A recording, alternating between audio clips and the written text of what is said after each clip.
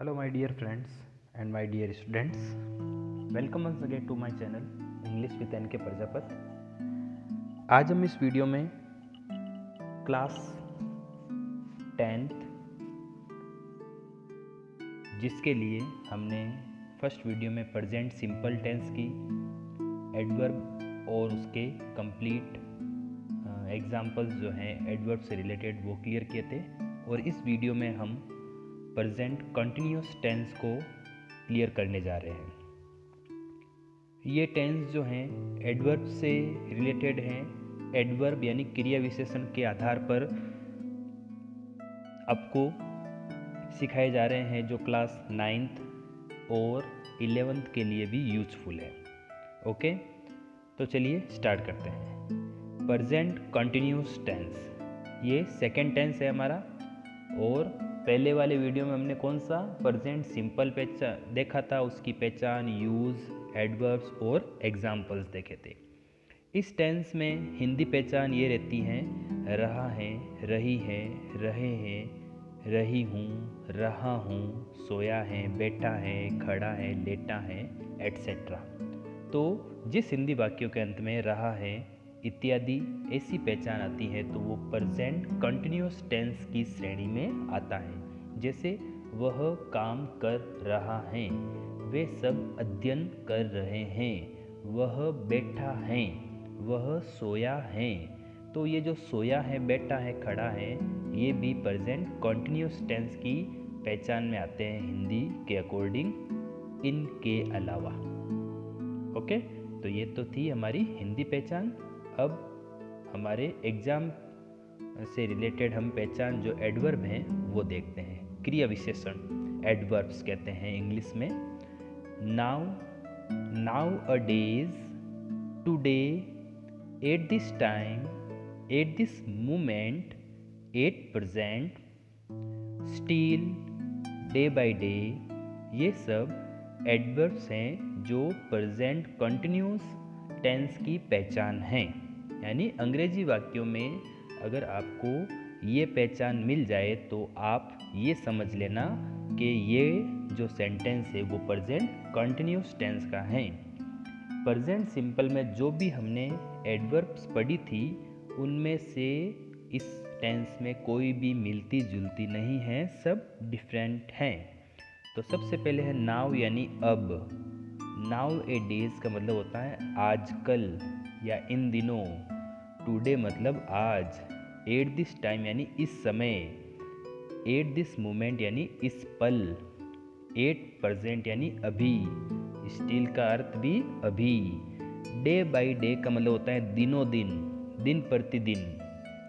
Next जो adverb है this या दीज प्लस टाइम। दिस या दिस प्लस टाइम का मतलब जैसे पहले दिस लिखा हुआ आ जाता है और उसके बाद में कोई भी टाइम रिलेटेड वर्ड आ जाता है। जैसे दिस संडे, दिस मंथ इस महीने, दिस ईयर इस साल, दिस वीक इस सप्ताह, और दीज प्लस टाइम भी आ जाए जैसे these days, these months in महीनों, तो ये भी प्रेजेंट कंटिन्यूस की श्रेणी में आता है। इसके अलावा यदि वाक्य की शुरुआत इम्पेरेटिव वाक्य से हो। इम्पेरेटिव वाक्य का मतलब होता है ऐसे वाक्य जिसमें हम किसी को ऑर्डर देते हैं, किसी से रिक्वेस्ट करते हैं, किसी को एडवाइस देते हैं, सजेशन देते हैं।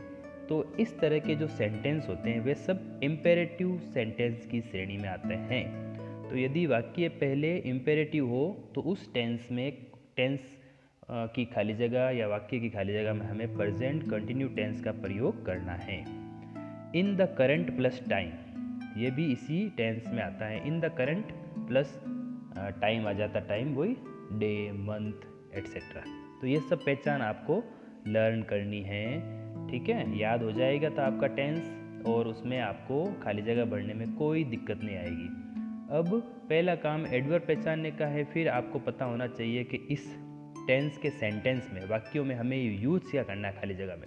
तो ये आप ध्यान रखें, is am are plus verb की आईएनजी फॉर्म, वर्ब की आईएनजी फॉर्म जैसे राइटिंग, रीड यानी पढ़ना, रीडिंग, गो यानी जाना, गोइंग, तो गो के साथ आईएनजी जोड़ना, गोइंग यानी आईएनजी फॉर्म वाला बन जाएगा। Writing, teaching, running, playing, cooking, eating, watching, looking, ठीक है, थ्रोइंग, फाइटिंग, तो ये सब आईएनजी फॉर्म वाले होते हैं। तो कौन सी हेल्पिंग वर्ब आती है, इज, एम, आर, तीनों में से एक प्लस वर्ब की आईएनजी फॉर्म साथ में लगानी है। तो इन तीनों का यूज डिफरेंट सब्जेक्ट के साथ होता है।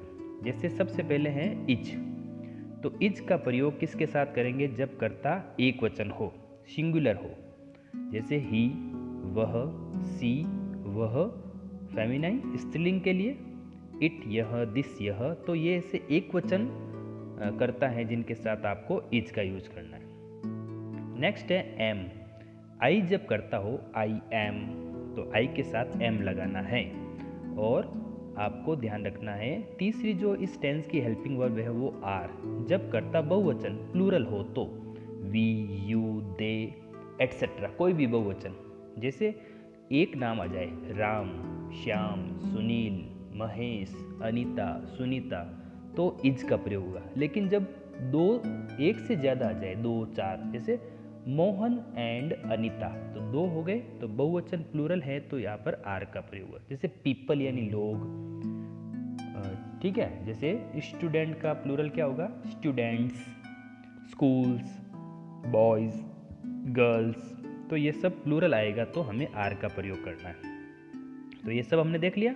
अब हम इस टेंस के एडवर्ब के अकॉर्डिंग और यूज के अकॉर्डिंग ये सब एग्जाम्पल्स क्लियर करते हैं। अच्छी तरह से ध्यान दें, आप अपनी नोटबुक में लिख लें, ये आपके लिए बहुत यूज़फुल होंगे। ऐसे ही पहचान वाले आपके जो सेंटेंस है आपको परीक्षा में मिलेंगे, मैं आपको आज ही बता देता हूँ।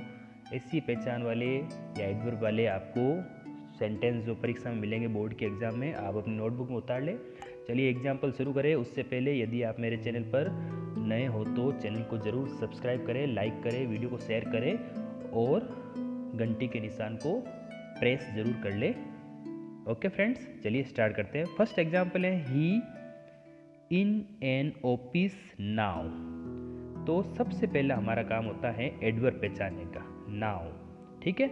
ये एडवर्ब हमने ऊपर पढ़ी है, ये देखो स्टार्टिंग में नाउ। तो इन्हीं एडवर्ब में से कोई एडवर्ब हमारी उस सेंटेंस में दी हुई होगी, तो वही हमें पहचानना सबसे पहले है। तो यहाँ पर नाउ लिखा हुआ है, ठीक है। तो अब एडवर्ब देख ली, फिर देखते हैं कर्ता। कर्ता ही एक वचन है, अभी हमने ऊपर पढ़ा था कि ही, तो यहाँ पर ये रहा, तो ही आएगा तो हमें किसका प्रयोग करना है, इज का, ठीक है। तो यहाँ पर पहले लगाएंगे इज, फिर ये वर्क लिखा हुआ, वर्ब क्रिया है, ये इसी का रूप सही लिखना है। तो इज लगा दिया तो इजेमार प्लस वर्ब की आईएनजी फॉर्म बनना है। ऊपर यूज देखा था हमने, प्रयोग के क्या प्रयोग करना है, is am are plus verb की आईएनजी फॉर्म। तो यहाँ पर इज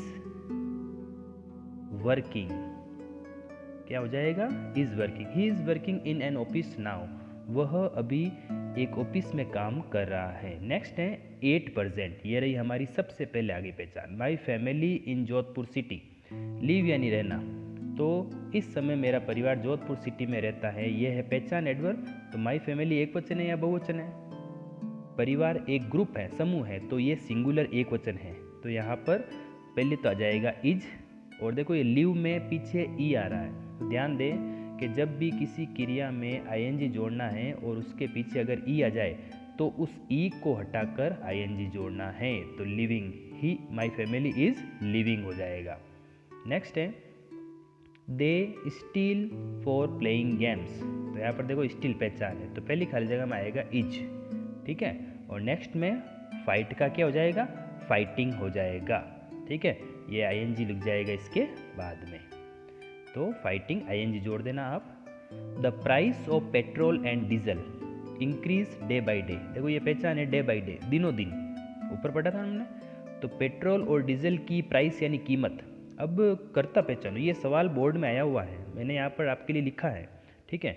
तो इस तरह के सेंटेंस वहाँ पर पूछे जाते हैं। तो यहाँ पर पेट्रोल एंड डीजल दिख रहा है जैसे 2 है, लेकिन पीछे आगे ऑफ आ रहा है, तो ऐसी स्थिति में पहले वाले नाउन पर जाए, संज्ञा पर जाए। तो यहाँ पर कीमत, तो कीमत इन दोनों की वो एक वचन है, तो पहले आएगा इज।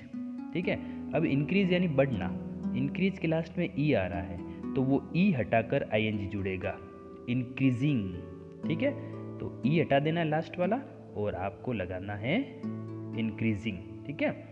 नेक्स्ट है I job in foreign these days. ये देखो दिस या दीज प्लस टाइम, जो हमने एडवर्ब ऊपर पढ़ी थी, आपको मैंने समझाया था। तो देखो आई आ रहा है करता, तो आई के साथ क्या लगता है एम, और डू का क्या हो जाएगा डूइंग। क्या हो जाएगा डूइंग। ठीक है। आई एम डूइंग जॉब, मैं जॉब कर रहा हूँ फॉरेन में, विदेश में इन दिनों। लुक देयर, फिर हमारा एक पहचान ये थी कि यदि वाक्य की शुरुआत इम्पेरेटिव हो तो वही आदेशात्मक, निवेदनात्मक, किसी से प्रार्थना करना। तो ये देखिए यहाँ पर लिखा हुआ लुक देयर, वहाँ देखो, देखने का ऑर्डर मिल रहा है।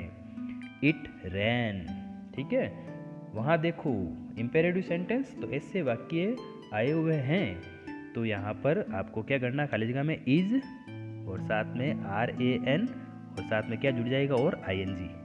इज रैनिंग, देखो वहाँ बरसात हो रही है। नेक्स्ट एग्जाम्पल है इन करंट टाइम, वर्तमान समय में। इन करंट प्लस टाइम ऊपर आया था पहचान। फिर वी बहुवचन है हम, तो पहले आएगा आर। ठीक है। फिर ये पीछे जो लिखा है वेट वर्ब, इसका क्या हो जाएगा वेटिंग। ठीक है, आर वेटिंग, इस समय हम नई कार का इंतजार कर रहे हैं। नेक्स्ट लास्ट सेंटेंस है टुडे, पहचान है प्रेजेंट कंटिन्यू टेंस की। Today she write a novel, novel का मतलब होता है उपन्यास। तो सी यहाँ पर एक वचन है, तो पहले आएगा इज, और राइट में देखो पीछे ई आ रहा है, तो ई आ रहा है तो ई हटेगा और ING जुड़ेगा, राइटिंग, WRITING।